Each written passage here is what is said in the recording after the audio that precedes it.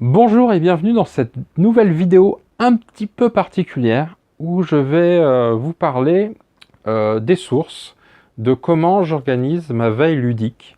Voilà, pour trouver des infos, pour avoir de nouvelles choses. Parce que voilà, quand on est passionné par le monde du jeu, ben, on essaye toujours d'avoir des nouvelles infos. Pas forcément sur les nouveaux jeux, les nouveautés ou quoi, mais aussi sur le secteur ludique en fait, parce que moi c'est ce que j'aime, hein. J'aime pas que jouer, j'aime aussi tout ce qui entoure le monde du jeu, c'est-à-dire l'entrepreneuriat, les sociétés, le commerce, le marketing, enfin tout ce qui touche vraiment l'univers ludique dans son ensemble, les youtubeurs, comme vous savez. Voilà, moi j'aime bien regarder ce que font d'autres youtubeurs, etc., etc. Donc voilà, comme plusieurs fois on m'a demandé où je trouvais les infos, comment je me renseignais, ben, je me suis dit je vais faire une petite vidéo là-dessus. Voilà, sans prise de tête, on va essayer de tout sourcer. Alors il y a plein de choses. Alors la première, on va dire ça va être la plus simple et la plus classique, ça va être dans les médias, en fait dans un média en particulier, qui est BGG. C'est vraiment là où, alors je dirais pas, je dirais que 50% des infos que je trouve, je les ai sur BGG. C'est vraiment l'endroit idéal. Alors c'est en anglais, c'est un peu le point... C'est souvent en anglais de toute façon dans les infos qu'on va trouver. C'est peut-être le point noir du truc, parce que en fait en site français, il y a pas énormément. Par exemple sur Trick Track, si on va sur la fiche d'un jeu, il n'y a pas d'infos, il n'y a rien. C'est pas... il n'y a rien de ce que j'ai besoin en fait dans les infos. Si ce n'est le nom, quand la fiche existe. Moi, très souvent, ça m'arrive sur des jeux, la fiche n'est pas créée. Les forums, il n'y a pas trop ce que je cherche non plus. Trick Track, c'est vraiment une très bonne base de données. Moi, j'aime bien y aller parce que là où je trouve de l'info, en fait, de l'info que je ne connais pas, c'est souvent sur les vidéos, sur les papotages. Voilà, quand il y a un éditeur, un auteur, un illustrateur qui est présent, donc hors explication de règles ou autre. Voilà, les papotages, c'est vraiment le seul format où parfois on trouve des choses intéressantes, on a des infos qui sortent. Mais la plupart du temps, c'est pas là où j'arrive à voir quelles sont les nouveautés qui vont sortir, etc. Il y a très peu d'articles avec analyse qui peuvent m'apporter, qui donnent à réfléchir ou autre. Euh, c'est un site très intéressant, mais pas pour ma recherche d'infos. Pareil avec Ludovox, par exemple. Très rarement, quand il y a des infos, par exemple, souvent, je l'ai déjà lu ailleurs. Pour une bonne raison, c'est que je pense qu'ils s'informent comme moi, au même endroit que moi. Donc forcément, avec les mêmes sources, je suis pas... Pour moi, c'est pas très pertinent, en fait. Donc là, ce que je vous dis, hein, c'est vraiment par rapport à ma recherche personnelle. Ça veut pas dire que pour d'autres joueurs ou pour vous, ce n'est pas intéressant d'aller chez Trick Track ou chez Ludovox. Bien au contraire, hein.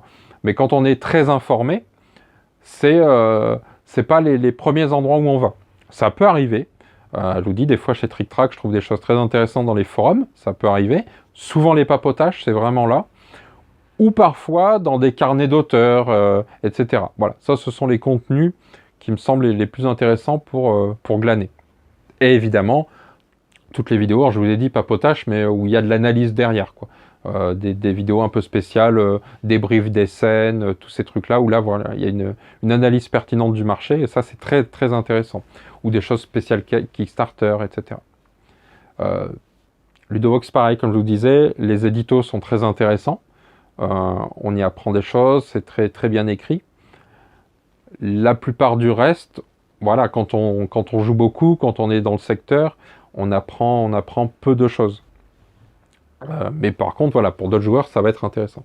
Donc BGG, ça reste vraiment, on va sur le nom d'un jeu, il est créé. Je ne suis pas encore tombé sur un jeu qui n'existait pas, qui n'avait pas sa fiche sur BGG. Et là, c'est la mine d'or pour les infos. C'est-à-dire qu'on va avoir accès aux photos.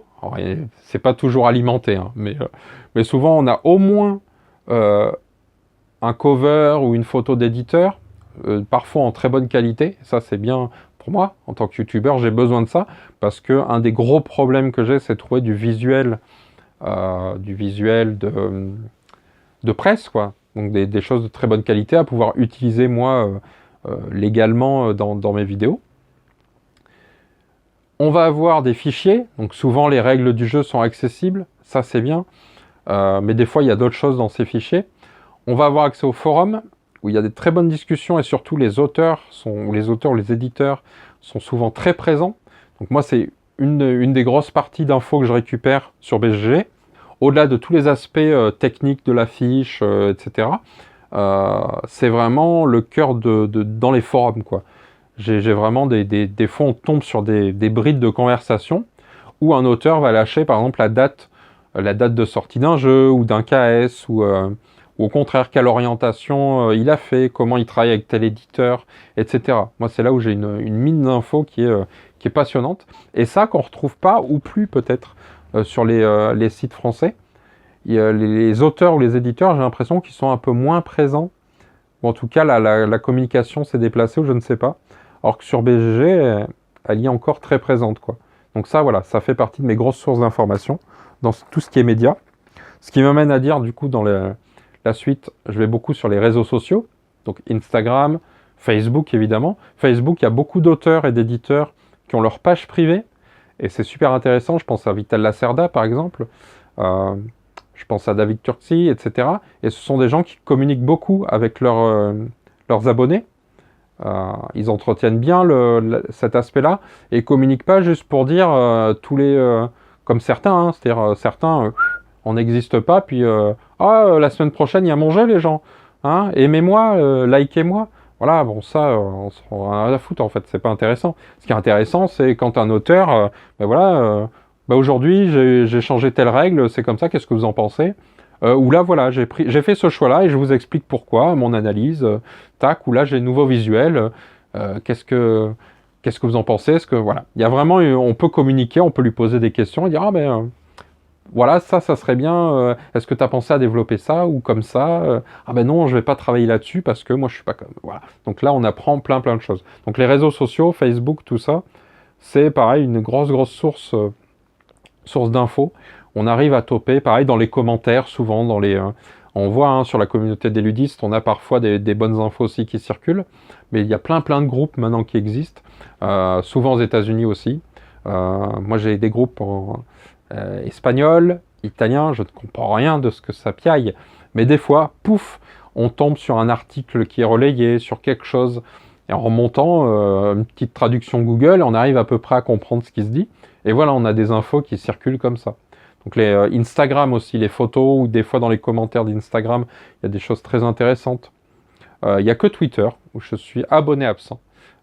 J'ai jamais mis les pieds, j'ai essayé, mais c'est pas pour moi, parce que moi je suis quelqu'un qui va avoir du mal à me freiner, c'est-à-dire qu'il faut que je lise tout, et Twitter, il y aura tellement de choses que je peux pas tout lire. Donc voilà, donc, je pense que je deviendrai fou, on retrouverait mon cadavre quelque part, avec un oiseau tatoué sur le front. Donc voilà, il n'y a que Twitter où j'y suis pas, mais je pense qu'il y a peut-être de bonnes infos aussi là-bas à prendre, mais ça demanderait trop de travail pour l'instant. Donc comme je maîtrise plus Instagram et Facebook, c'est plus là où je vais aller chercher des choses. Donc voilà, ça c'est très intéressant aussi pour les infos. Les autres endroits, c'est évidemment dans les festivals. Moi j'aime bien y aller, j'en fais beaucoup dans l'année. J'en fais peut-être même trop. Cette année, je vais peut-être freiner. L'année dernière, je crois que j'en ai fait entre 15 et 20, je crois, quelque chose comme ça. Monstrueux. J'aime bien y aller juste pour discuter. Alors, j'aime bien y jouer. Mais on va être honnête, hein, quand on a fait à peu près, allez, les 3-4 gros festivals de l'année, où il y a un peu des protos qui sont en phase finale, ou les nouveautés, bon, on a tout fait en fait. C'est-à-dire qu'après, le restant de l'année, c'est plutôt, on va jouer aux jeux auxquels on n'a pas l'occasion de jouer habituellement, soit parce qu'on n'est pas dans notre cercle, c'est pas un jeu qui tourne dans nos habitudes, ou autre. Donc c'est l'occasion, voilà, de s'y essayer. On se retrouve souvent à jouer à des trucs où on se dit, oh là là, voilà pourquoi il n'est pas dans notre cercle celui-là. Ou pas, des fois on tombe sur des petites pépites, et ça c'est cool. Mais c'est surtout l'occasion de rencontrer des professionnels du secteur, ou des passionnés. Et voilà, d'avoir des bonnes discussions, moi j'adore ça. Pour l'instant, en tout cas, on a la chance d'avoir un secteur très accessible où on peut poser, enfin moi je pose beaucoup de questions, j'aime bien me renseigner, avoir plein d'infos, etc. Donc je pose beaucoup de questions et on m'a jamais dit, écoute, je vais rien te dire. Au contraire, les gens sont aussi passionnés en fait, pour la plupart. C'est vraiment, enfin en tout cas ceux qui sont en festival, qui mettent le pied encore là-bas.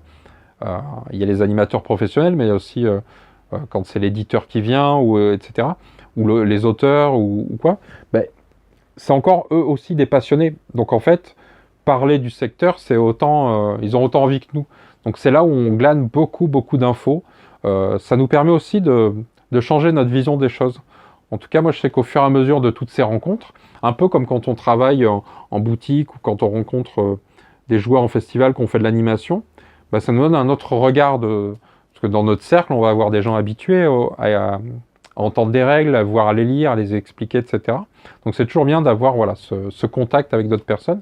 Et ce contact avec les professionnels, bah, pareil, il permet d'atténuer les fantasmes qu'on peut avoir sur l'argent qui circule, sur d'autres conneries qu'on peut imaginer, qu'on entend souvent, qu'on lit, des fois sur Facebook, où on se dit, ben non, c'est pas ça la réalité. C'est pas ça qu'on me raconte en tout cas. Et donc voilà, moi j'adore aller là pour discuter, de voir comment le monde évolue, puis ça me permet de me forger un peu ma propre idée. Parce que sinon, je pense qu'en restant loin de tout ça, je pense qu'on ne peut pas se faire une idée, alors pas la plus juste, parce que je pense pas que ce soit, pas que j'en sois moi capable, hein, mais en tout cas voilà, la meilleure idée possible de ce qui se fait. Donc festival, très important. Donc les rencontres, hein, du coup on parlait des rencontres en festival, mais ça va être les rencontres hors festival, donc en bar ludique, lors des soirées, des sorties jeux, dans des associations, un peu partout en France, quand on peut aller dans un bar ludique ou autre, bah, des fois il y a des soirées organisées avec un auteur, un éditeur, des fois c'est son fief, c'est là où il va faire jouer ses protos, etc. Donc voilà, là aussi c'est pareil, c'est une source d'information, c'est une source de... Au-delà d'assouvir sa passion, c'est aussi voilà, des endroits où on peut avoir de l'information. Un autre site très important qui est Reddit. Sur Reddit, pareil, on a accès à des interviews, on a accès à des dialogues avec plein d'auteurs, plein d'éditeurs. Donc ça aussi, c'est très très intéressant. Quand on cherche des infos sur le développement d'un jeu, où ça en est, de quoi ça va parler, etc. Ça fait partie des endroits où il faut traîner, quoi. Alors moi, Reddit, je suis pas un spécialiste, donc c'est toujours un peu compliqué, je comprends rien dans leur site, mais voilà.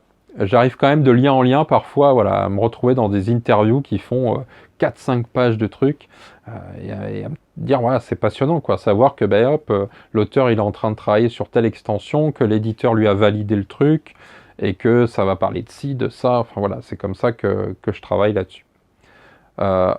Du coup on en parlait, les éditeurs, tout ça, donc je vous disais on les voit en festival, en réel, c'est très important, mais leur site aussi, leur site internet, leur Facebook, tous les endroits où ils sont, où ils vont faire de la communication. Donc ça peut être chez Trick Track, ça peut être etc. Ça aussi, c'est très intéressant d'aller chercher, d'aller lire. Hein, la communication, ça sert à ça sert à nous informer normalement. Donc ça aussi, c'est très intéressant. C'est pas là où on trouve le plus d'infos, mais parfois ça démarre par là. C'est là qu'on va se dire, ah bah tiens, il y a quelque chose à creuser et il y a des questions à les poser. Les interviews aussi, hein, parfois les interviews peuvent être intéressantes. Alors je vous parlais au début de Ludovox par exemple, ils font beaucoup d'interviews. Malheureusement, alors c'est pareil, quand on est surinformé, la plupart des interviews sont pas pertinentes parce que c'est des choses qu'on a déjà entendues, soit chez Trick Track quand ils y sont passés, selon qui est passé avant à tel endroit, ben, on va retrouver déjà la même chose. Mais comme je vous ai dit, si on les trouve déjà en festival, on a déjà eu le même son de cloche, etc. Donc on est déjà très informé. Et ça, c'est peut-être le petit point négatif que je trouve, que je dirais, parce que j'adore Ludovox, hein, je fais partie du Tipeee. Tous les mois, je crois que je verse 10 euros, je crois, pour soutenir. Je crois que je verse 5 euros à Trick Track depuis je sais pas quand, parce que alors, il y a eu des périodes où je paye pas, où j'ai pas payé par le passé, parce que j'avais pas les 5 euros. Donc des fois, quand on n'a pas 5 euros, on les donne pas. Mais à chaque fois que j'ai pu, j'ai toujours versé. Et Ludovox, ça fait depuis septembre, je crois, où j'ai franchi le cap. Ça faisait un moment que je voulais le faire, mais à chaque fois, je traînais. Parce que voilà, je suis comme tout le monde, hein, je suis un peu tatillon sur là où je vais. Et donc, ouais, je crois que je reverse 10 euros, parce que je trouve qu'ils font quand même un sacré taf. C'est très intéressant. Mais voilà, sur les interviews, je suis souvent assez déçu, en fait. Parce que c'est beaucoup les mêmes questions qui reviennent. C'est un peu fait à la chaîne, et c'est pas assez... des fois, on a envie, voilà. Des fois, il y en a une. Alors je les regarde toutes parce que des fois il y en a une qui sort du lot. Tac, je me souviens sur la dernière sur PEL, aucune m'avait plu, mais la première c'était avec Antoine Roffet, je crois. Et boum, ça avait parlé de KS et tout. Et c'était il y avait une analyse, il y avait quelque chose. C'est-à-dire qu'à un moment, on sort du côté présente-moi ton jeu, qu'est-ce que t'as aimé dans ton jeu, et on sort de la com et on passe sur de l'analyse. Et ça, c'est ce qui me plaît. Donc forcément, c'est ce qui va me plaire le plus. Après, je comprends pour les autres joueurs, pour tout ça, c'est très intéressant. C'est des interviews qu'il faut regarder parce qu'on apprend beaucoup de choses. Mais quand on est déjà sur un format, en fait, on se rend compte qu'il y a beaucoup de contenu qui ne nous intéresse plus, en fait, tout simplement. Donc ça, c'était aller sur les sites des choses. Moi, je pousse plus loin, c'est que parfois, je vais sur les sites aussi de certains distributeurs, voir, moi j'aime bien, par exemple, vous avez le site de Panda, donc c'est une usine au Japon, qui ont des bureaux, je crois, en Europe et aux États-Unis. Et eux, pareil, ils communiquent pas mal dessus, donc des fois, voilà, je vais sur les... quand j'arrive à trouver, je suis au courant des noms des usines, tout ça, j'essaie de m'abonner à leur flux, de me mettre dans les newsletters, d'aller fouiller leur site, parce que, ben voilà, des fois, on a des infos qui peuvent sortir sur des jeux, sur des retards, etc. Il y a des choses partout, il faut aller partout, partout, partout. Donc pour ceux qui, au cas où, je mettrai des liens dans la description. Si j'y pense, c'est que voilà. C'est Panda Games Factory. Donc on a dit BGG, on a dit les réseaux sociaux, c'est fait, les festivals, les rencontres, les livres. Dans les livres, on trouve des choses bien. Et si il y en a, j'en ai un moi que j'aime bien beaucoup. Voilà, For the Love of Board Games. C'est un livre d'interviews. C'est que des interviews d'auteurs de jeux. Il y en a 50 auteurs, je crois. C'est des interviews qui font en moyenne 4-5 pages. C'est quasiment toujours les mêmes questions posées à tout le monde. En gros, c'est quel est votre parcours ludique, qu'est-ce qui vous a poussé à créer des jeux, et ensuite, vous avez développé tel jeu. Voilà, comment s'est passé le développement de votre jeu. Et ensuite, dites-nous une anecdote. C'est comme ça que moi, par exemple, dans ma vidéo sur Min Clash Games, donc il y a David Turksy dans le livre, et l'anecdote sur Anachronie, sur le fait qu'au début c'était un jeu de 45 minutes, pas du tout le jeu qu'on connaît actuellement, c'est là-dedans que j'ai appris. Voilà, c'est donc ça c'est passionnant. C'est un Kickstarter, je ne sais pas s'il y aura une version française un jour, en tout cas j'espère, parce que dedans il y a tout le monde, hein. Il y a du Richard Garfield, Knizia, mais on retrouve aussi Bruno Catala, Ludovic Maublanc, enfin voilà, que du beau monde. Ça c'est passionnant, donc on apprend plein de choses. Donc dans les livres, les revues, évidemment, on n'en a plus beaucoup maintenant, plateau, mais les revues aussi, on peut toper des choses. Ce qui manque un peu, peut-être, c'est tout ça, en fait, c'est de la matière brute. Ce qui manque, c'est vraiment les endroits d'analyse. Alors des fois, je vous dis, il y a les éditos chez Ludovox, il y a de l'analyse. Il y a des fois chez Trick Track, il y a de la bonne analyse. Ou des fois, certains auteurs ou éditeurs nous pondent un texte qu'on retrouve alors souvent sur Facebook en général, ou sur BGG, mais voilà. Mais c'est ce qui manque un peu, je trouve, dans ce secteur, c'est de l'analyse, beaucoup plus de recul et quelqu'un qui puisse analyser, du travail vraiment journalistique. Pour l'instant, voilà, moi je travaille qu'avec de la force brute. Je vais chercher les infos et puis avec mes petits bras musclés, et j'essaie d'en faire quelque chose. Donc voilà, autre chose que je fais aussi, j'ai quasiment fait le tour de là où je vais chercher des infos. Tout simplement, quand c'est des jeux qui vont sortir sur Kickstarter ou qui ont déjà été sur Kickstarter par le passé, je vais lire les commentaires, parfois des pages Kickstarter, parce que dans les commentaires, on va trouver des infos aussi. Et pas forcément des infos sur le jeu qui est actuellement en Kickstarter, mais quand c'est un auteur qui a fait d'autres jeux par la suite, parfois, il a annoncé des choses bien en amont, et on les retrouve là-dedans. Sur des dates, sur des éléments sur quoi il travaille, etc., etc. Donc voilà, c'est encore un élément à aller se rajouter. Et évidemment, j'ai cité Trick Track, Ludovox plusieurs fois, mais il y a plein d'autres sites sur lesquels qui parlent de jeux de société, sur lesquels il faut aller, etc. Et les copains youtubeurs. Alors là, les copains youtubeurs, on va dire que c'est l'endroit où moi j'y vais pour le plaisir, parce que j'aime bien la manière dont ils traitent les sujets, de quoi ils parlent, etc. En termes d'infos, c'est là où j'ai le moins d'infos, mais pour des bonnes raisons, puisque comme je vous l'ai déjà expliqué, ils sont tout autant informés que moi, donc on s'informe sur les mêmes endroits. Je vous ai pas parlé, mais Il y a Dice Tower, par exemple, qui fait des news. Souvent, on a des choses très intéressantes. Alors, pas forcément la news de Dice Tower, qui va nous dire, voilà, machin, tel éditeur a racheté tel autre, ou quoi. Mais dans les sources, ça, c'est un conseil que je vous donne. Toujours, quand vous allez lire une news quelque part, cherchez la source de l'info. Donc, en général, le travail, c'est on vous explique quelque chose, puis à la fin, on vous dit, voilà, la source, c'est tel site, tel site. Souvent, c'est plus intéressant d'aller à la source, parce qu'on a le vrai communiqué officiel. On n'a pas, en gros, un travail qui a été fait derrière. Donc voilà, donc on a tous à peu près les mêmes endroits où on se renseigne, donc on sait, voilà, on sait à peu près la même chose. Voilà, c'était pour faire un petit tour d'horizon de tous les endroits où je vais traîner mes yeux et mes oreilles.